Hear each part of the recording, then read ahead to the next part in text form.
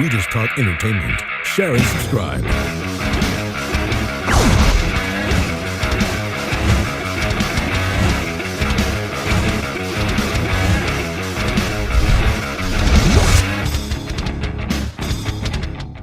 Hey guys, welcome to Entertainment Talk Nation. This is Rob. This video, we're going to continue the Wednesday Kaiju feature of the week. And this one, we're going to be rewind reviewing Varan The Unbelievable. So, this movie came out in 1958. First let's talk about what the highlights were for me. Depending on which one you watch, and I would recommend the Japanese one. I, unfortunately, had only access to the American one. I did see the Japanese one quite some time ago and couldn't remember a whole lot until I actually watched the American one, and then it started to trigger that there were things missing. And as it turns out, there's quite a bit missing. Somewhere between 17 and 20 minutes were cut.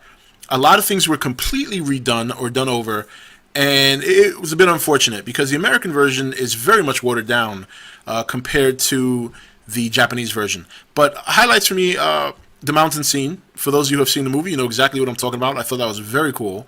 When you first see him, I mean, it's a very, very nice outfit that they use to portray the monster, the man under the suit. And the story was, was fairly simple. I mean, it was all right. It wasn't great. It wasn't groundbreaking. And the approach was very nice, very similar to Godzilla, although this one you see much more, the Japanese one at least, you see much more of Varan. At least it seems that way. Sometimes they film it in such a way where it might seem that way, then when you put on the minutes together, it's actually the same. So, but it was good. It was if you watch the Japanese one. I can't say the same thing about the American one. The American one, they took a lot of things out. They really, really took a lot of things out. There was really, really very little dubbing, if any. The star of the movie was an American, and he had a wife in the movie that was a Japanese-American woman who spoke English just fine. Many of the other characters were not, there was no dubbing needed at all, which I think that's probably one of the good points of the American one, is that unlike a lot of the other Toho movies, this one, there's not that dubbing or that bad voiceover, because these movies, when they come over here from Japan and America dubs over them with English speaking, it just takes away from a lot, where in this one you don't have to worry about that so much. That's one of the good things about the American version. The story on both ends is completely different. In the American version, the American lead, I forget his name in the movie, you know me, I'm there for the monster, But for the most part, the story revolves around him being at this island, and they're desalting the water or studying the salts in the water, something along those lines, where in the Japanese version, it's more like an expedition that starts everything, and they run into like some ritualists who are praying to the gods of the mountain and warn the expedition crew that if they continue to persist in their investigation, they're going to anger the monster Varan. Which leads to my next point, the name. The name in Japanese, Japan, they say Varan, but in the American version, I believe it's Obaki. Obaki is what they call him. That's what they don't even call him Varan in the American movie. There's one scene where there is a character who's speaking Japanese and says Varan. That's it. Nothing more. That's all they do. In terms of the costume of Varan, I loved it. I love the costume. Very unique look. It is in black and white, so that may be what helps it, is because whatever blemishes there would be or any kind of colorization problems, you don't really notice it too much in black and white. But also, I don't want to take anything away from it, but because Varan wasn't used very much in Toho. I don't even think you can count on one hand how many times you've seen him in a Toho film. So I'm pretty sure that the suit was rather preserved for that reason. Now, he had a lot of great features about himself, the monster, that they don't showcase in America, and I don't know why they didn't. For example, for those of you who saw the movie, the mountain scene, well, that scene is not in the American part of the movie, so that sucks. There's extended footage in the Japanese version in terms of his destruction in Japan, where in the American version that's cut significantly. So a lot of stuff. The other thing that sucked too was, once again, much like Godzilla Raids Again, Akira's music was not used in this movie, the American version. Akira did it for the Japanese, and then America got their own composer and they redid the whole sound score. So that sucks. You know, it's nice to know that America at some point wised up and just let Akira let his music run, because after a while, during all the Godzilla movies, his music was in there. So, but it's two totally different movies. So I would definitely recommend watching the Japanese one first, because you're going to get a lot more Varan in that movie. You're going to get to see a lot of cool things about him in that movie that you're not going to see in the American one. Story-wise, I can't really say that one is better than the other. These kaiju movies, story-wise, usually are not they're not groundbreaking, and some of them later on get a little out of hand. But, this was a solid story. It was okay. It wasn't something crazy like Aliens you would see in a Godzilla movie. It wasn't something, out of the ordinary like time travel. It kind of made it seem like an ancient beast who got pissed off, and he went and just let people know, hey, look, leave me alone.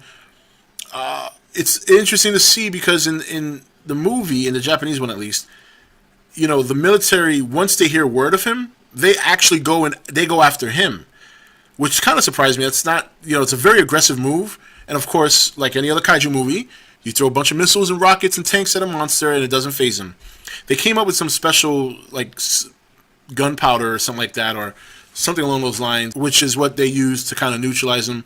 Kind of, some highlights in the movie that kind of drew from Godzilla, the flares, which is the first time they used it is when he went up to the mountain. That was very Godzilla-like in terms of Godzilla raids. Again, they used that to try and draw Godzilla away from the village, from the city, and it didn't work. Where, because the escaped convicts, the whole fire thing. Where in this movie they kind of use the same approach, but it proves to be more effective because Varan is intensely attracted to the flares to the point where he tries to eat them. A lot of scenes that you see in other kaiju movies, water fights with the military, making his way to Japan, wrecking the city, finally getting up on his hind legs was another highlight of the movie. But it was solid. It was a solid kaiju movie. I really like the design of the monster. I would love to see, if Toho decides to go back into the vault and re-explore doing Godzilla movies and monster movies under their tag, I definitely would like to see Varan. And I would like to see the suit from that age. Obviously a little updated, but I wouldn't want them to stray too far away from that design. I really do like that suit. I like the concept and his mechanics, the things he can do. The skin flaps, the on all fours or on his hind legs. I think it's a very versatile creature that why they didn't use him for such a long period of time is beyond me. But I think I like it. I like it. It was solid. It was a good, solid, classic black and white monster movie. But I would recommend the Japanese version over the American by far. The American version barely tips over an hour. I think it's an hour and 6 minutes in total, while the Japanese version is your traditional average 87, 90-minute film. So, but yes, Japanese version first. If you haven't seen Varan and you want to check it out, find the Japanese one. Do not watch the American one. It will completely turn you off. It's just a completely different movie. And you hardly see the monster. And I know that sounds like, some of the things we've been hearing lately, but when you see the Japanese one and how they did it and how they set it up versus the American, it just doesn't compare. It doesn't compare. So, but anyway, guys, that's it. Varan The Unbelievable. Watch the Japanese one. Skip out on the American one. Good movie. Great costume. Decent monster. Hope to see him utilized in the future, but we'll see. This is Rob signing off for ETN, where we don't do news. We just talk entertainment. Take it easy. Thank you for watching ETN. Don't forget to subscribe and join the Nation Facebook page. You're watching ETN, where we don't do news, we just talk entertainment. Share and subscribe.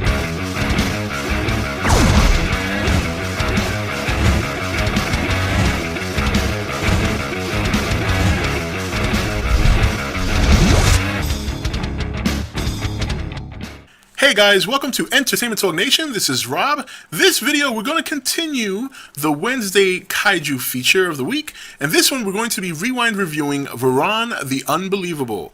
So, this movie came out in 1958. First let's talk about what the highlights were for me. Depending on which one you watch, and I would recommend the Japanese one. I, unfortunately, had only access to the American one. I did see the Japanese one quite some time ago and couldn't remember a whole lot until I actually watched the American one, and then it started to trigger that there were things missing. And as it turns out, there's quite a bit missing. Somewhere between 17 and 22 and 20 minutes were cut. A lot of things were completely redone or done over, and it was a bit unfortunate because the American version is very much watered down compared to the Japanese version. But highlights for me, the mountains.